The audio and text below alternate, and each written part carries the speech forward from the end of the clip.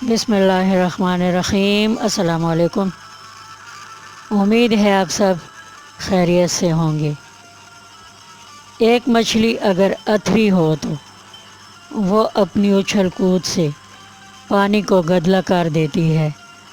اسی طرح ایک اتھرا شخص بھی معاشرے کو پریشان کر سکتا ہے، کیونکہ گناہ آگ ہے۔ لوگ آگ کے قریب نہ بھی جائیں تو دور لگی ہوئی آگ بھی ان کو متاثر ضرور کرتی ہے۔ آگ کی آنچ چاروں اطراف کو متاثر کرتی ہے۔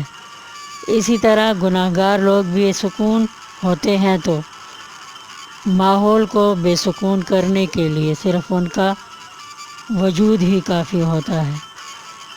ایک نیک طبیعت والے شخص سے اگر گناہ انجانے میں ہو جاتا ہے تو وہ جلد ہی نادم ہو کر معافی مانگ لیتے ہیں اور اللہ تعالیٰ سے توبہ کر لیتے ہیں، تو ان کے لیے یہ ندامت بری توبہ ہی کافی ہوتی ہے اللہ تعالیٰ کی خوشنودی حاصل کرنے کے لیے۔ اور جس شخص کی طبیعت میں سرکشی ہو تو انجانے میں ہوئے گناہ پر بھی وہ ڈٹ جاتا ہے اور تکبر کی وجہ سے معافی نہیں مانگتا۔ توبہ کو کمزوری سمجھ کر سرکشی میں اور بگڑ جاتا ہے تو اللہ تعالیٰ بھی بے نیاز ہیں، ایسے بندے کو ڈھیل دیے جاتے ہیں۔ سرکشوں سے یہ عمل اکثر لا علمی میں ہوتا ہے، اس لیے قرآن مجید میں اللہ تعالیٰ فرماتے ہیں کہ علم والے لوگ اور علم سے جاہل لوگ ایک جیسے نہیں ہو سکتے۔ علم والوں کا درجہ مقام جاہل لوگوں سے الگ ہے، اس لیے علماء اللہ تعالیٰ کے پسندیدہ بندے ہیں۔ علماء پر یہ بات فرض کی گئی ہے کہ وہ اپنے علم سے دوسروں کو تعلیم دیں اور ایمانداری کے ساتھ جو سچ باتیں ہیں وہ باتیں عوام الناس کے سامنے کھول کھول کر بیان کریں۔ میں اکثر اچھے اخلاق کے بارے میں اپنی قریبی مسجد کے مولوی صاحب کی تقریر لاؤڈ اسپیکر پر اپنے گھر میں بیٹھ کر سنتی تھی۔ ان کی تقریر کا موضوع اچھے اخلاق ہوتا۔ اچھے اخلاق کیا ہیں یہ اس نے کبھی نہیں بتایا۔ 30 منٹ کی تقریر میں وہ صرف یہی بتاتے رہتے کہ اچھے اخلاق سے جنت ملتی ہے اور برے اخلاق سے دوزخ ملتی ہے، اور ہمارے نبی صلی اللہ علیہ وآلہ وصحبہ وبارک وسلم اچھے اخلاق کے اوپر اونچے درجے پر ہے۔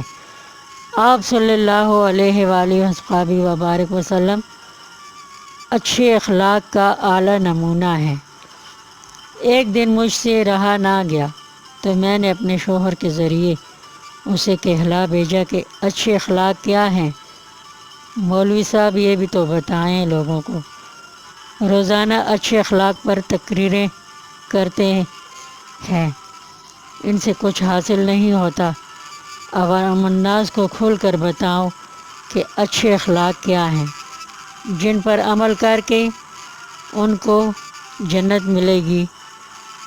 رسول اللہ صلی اللہ علیہ وآلہ وصحبہ وبارک وسلم کے وہ اچھے اخلاق کون سے ہیں جن کو اپنا کر مسلمان آپ صلی اللہ علیہ وآلہ وصحبہ وبارک وسلم کی پیروی کرنے والے بن سکیں، تاکہ اللہ اور رسول ان سے خوش ہو سکیں۔ مجھے مولوی صاحب نے جواب نہیں بھجوایا، مگر اس کے بعد مولوی صاحب نے موضوع ہی چینج کر لیا۔ اچھے اخلاق کے بجائے وہ صدقہ و خیرات کے موضوع پر بات کرنے لگے، کیونکہ صدقہ و خیرات کی بات عوام الناس کو آسانی سے سمجھ آ جاتی ہے، اور اسی بات پر عمل کرنا بھی عوام الناس کو آسان لگتا ہے کہ پیسے دو اور اللہ تعالیٰ کو راضی کرو۔ باقی جو بھی کرو وہ مولوی صاحب سنبھال لیں گے، کیونکہ ہم نے پیسے دے دیے ہیں، چاہے اب کچھ بھی کرتے پھریں۔ اللہ تعالیٰ مولوی صاحب کی سفارش کی وجہ سے ہمارے ساتھ کچھ بھی نہیں کریں گے، مگر اس کا کیا کہ اللہ تعالیٰ تو مولوی صاحب کی سفارش مانتے ہی نہیں ہیں، کیونکہ ہر بندے کا ہر معاملہ صرف اللہ تعالیٰ ہی سے براہ راست اس بندے کے ساتھ نمٹائے جاتے ہیں۔ مولوی صاحب پر پیسے ہی ضائع نہیں کیے بلکہ اپنا قیمتی وقت بھی ضائع کیا، وہ وقت جس میں اللہ تعالیٰ کو راضی کر سکتے تھے، اسے نیک اعمال سے، اچھے اخلاق سے، اللہ تعالیٰ کی فرما برداری سے اللہ تعالیٰ کو خوش کر سکتے تھے، مگر افسوس کہ لا علمی کی وجہ سے مولوی صاحب کی باتوں میں آ کر ہم غفلت میں پڑے رہے اور وقت گزر گیا۔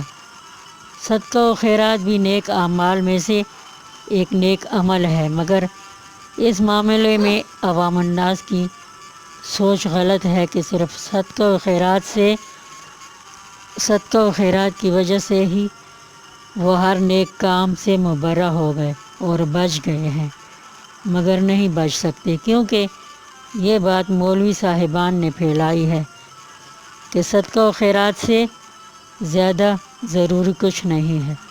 یہ سچ نہیں ہے۔ سچ یہ ہے کہ اگر ہم مسلمان بنتے ہیں تو ہم میں مسلمان ہونے کی تمام کوالٹیز ہونی لازمی ہیں۔ اللہ تعالیٰ کی عبادت ہم پر فرض ہے، اخلاقی گناہوں سے پرہیز لازمی ہے، اور ہر معاملے میں اللہ تعالیٰ سے ڈرنا ضروری ہے کہ کسی معاملے میں ہم اپنے حد سے نہ بڑھ جائیں۔ مجھے سننے کا شکریہ۔ اب اجازت، اللہ حافظ۔